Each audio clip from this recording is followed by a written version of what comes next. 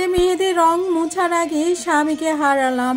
এরকম জীবন যেন কারো না হয়। আমি যখন ক্লাস 8-এ পড়ি তখন থেকে একটা ছেলেকে অনেক ভালোবাসতাম। পড়তো ক্লাস 10-এ, কিন্তু তারা ছিল অনেক গরিব আর আমার পরিবার ছিল অনেক প্রতাপশালী। স্কুলের পাশে একটা নদী ছিল, যার মধ্যে স্কুল ছুটি হওয়ার পরে আমরা দুজনে বসে নদীর পাড়ে গল্প করতাম। হঠাৎ একদিন বাবার বন্ধু দেখে ফেলে। আঙ্কেল বাবাকে বলে দেয়, বলে কি তোমার মেয়ে নদীর পাড়ে কোন ছেলের সাথে বসে জানি গল্প করতেছে। তখন আমি বাড়ি ফিরি, তখন বাবা জিজ্ঞাসা করে নদীর পাড়ে কার সাথে বসেছিলি। আমি মিথ্যে কথা বলি না তো। পরে বাবা একটা থাপ্পড় দেয়, তখন সবটা স্বীকার করি। তখন বাবা বলে ছেলেটার সাথে কি তোর? তখন আমি আমাদের সম্পর্কের কথা বাবাকে বলি। আরো রেগে যায়, জানিস না আমাদের পরিবারে এসব প্রেম ভালোবাসা টালোবাসা চলে না। রাখি আমার বড় আপু বাবার অমতে বিয়ে করেছিল, আজ পর্যন্ত আপুকে মেনে নেয়নি। আমি বাবার পায়ে ধরে বলি, বাবা ছেলেটা অনেক ভালো,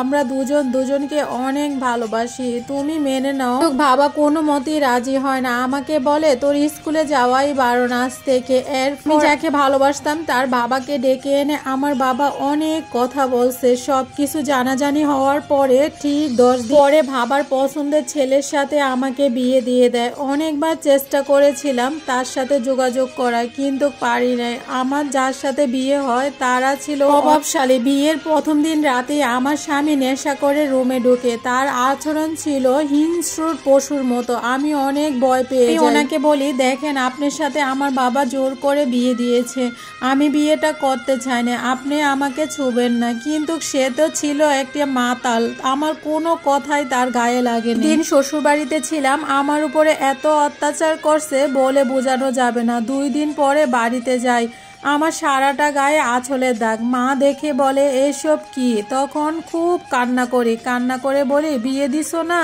অনেক বড় লোক দেখে, একটা মানুষ না পশু। আমার মা কথা শুনে অনেক কান্না করে আর বলে, জানিসই তো মা, তোর বাবার কথাই শেষ কথা।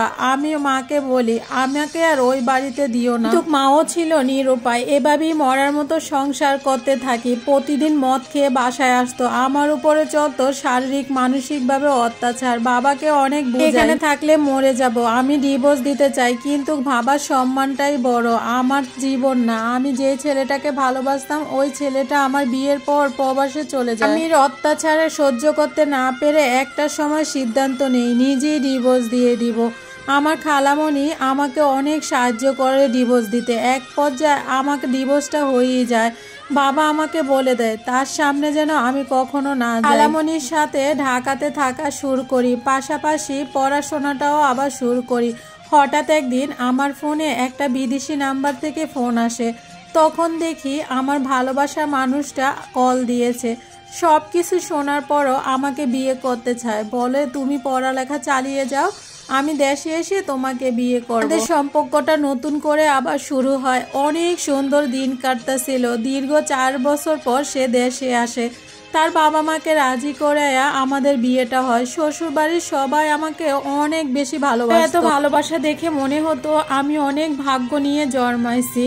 তারপর বিয়ের কথা জেনেও আমাকে সবাই কত ভালোবাসে। আমার বিয়ের যখন 5 দিন হয়, ওই দিন সকালে যখন ঘুম থেকে উঠি করে আমার নাক ফুলটা কোথায় জানি পড়ে যায়, আর খুঁজে পাই না। স্বামীকে বলি, সে বলে আরে নাক ফুল আরেকটা নিয়ে আসবো। তারপর শাশুড়ি মাকে বলি, তিনিও বলে চিন্তা করো না, হয়তো লাগানো হয়েছিল না তার জন্য পড়ে গেছে। তবুও আমার কেন জানি খুব খারাপ লাগতেছিল। স্বামী রাতের বেলা আমাকে নাকফুল এনে পরিয়ে দেয়।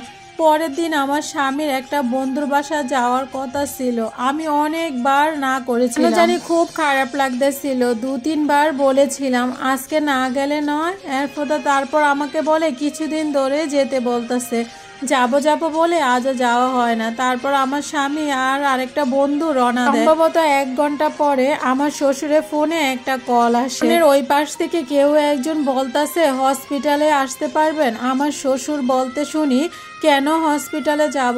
সেই লোকটা বলে একটু দরকার আছে, আপনি আসেন। তখন আমার শ্বশুর পাগলের মতো ছুটে যায় হসপিটালে।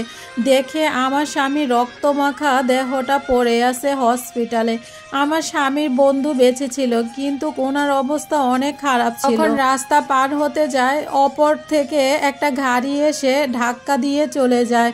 আমার স্বামীর সাথে সাথে ওইখানেই মারা গিয়েছিল। যখন আমার স্বামীর লাশটা বাড়িতে আনা হয় আমি না ওনার লাশটা দেখে স্তব্ধ হয়েছিলাম। কান্না বের হচ্ছিল না, মনে হচ্ছিল যেন স্বপ্ন দেখতেছিলাম। কেনা যাওয়ার সময় বলে গেল, তুমি থাকো, আমি তাড়াতাড়ি ফিরে আসবো। ফিরে ঠিকই আসলো, কিন্তু ক্লাস হয়ে আমার ভাগ্যটা কেন এত খারাপ হলো বলতে পারেন আপু। হাতের মেহেদি রং উঠার আগে আমি বিধবা হয়ে গেলাম। সে চলে গেছে, 1 বছর হয়ে গেছে। কান্না করতে করতে চোখ দিয়ে এখন রক্ত চলে আসে। যদি আর একটা বার ফিরে আসতো, জানি এটা কোনোদিনও সম্ভব না।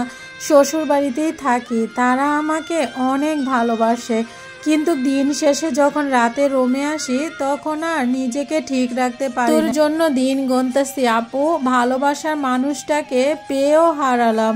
এই স্টোরিটা লিখে পাঠিয়েছে একটা আপুরের স্টোরিটা পড়ে আমি রীতিমতো কান্না করে দেই। মানুষের জীবনে কত রকম না ঘটনা ঘটতে পারে বলেন তো। আসলে জীবন মানেই নাটকের চেয়েও নাটক।